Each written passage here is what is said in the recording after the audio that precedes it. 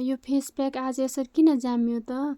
Hey guys, तपाईहरू सबैलाई स्वागत छ मेरो मिनी ब्लगमा। आज म मर्निङमा उठेर बाहिर आएको त बाहिर के पुरै बरफ परेको रहेछ के, जताततै सेतै सेतो। अनि मैले सबैभन्दा पहिले चाहिँ आँगन बढालेँ के, अनि त्यसपछि ब्रस गर्न आएको त कोलगेट जामेर कोलगेट यस्तो भएको थियो कि फेस वास त पुरै आइस नै भएको थियो कि।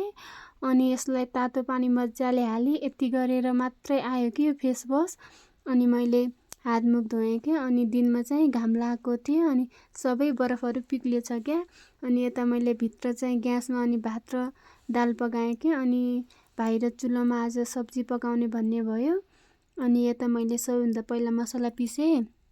मलाई सब्जीमा मसला पिसेको मनपर्छ नि त। अनि यता कुकरमा मैले तेल राखेको थिएँ। तेल भइसकेपछि मैले प्याज टमाटर पिसेको मसलाहरू अरू मसलाहरू सबै राखेँ क्या। अनि मजाले यतिको चलाउने।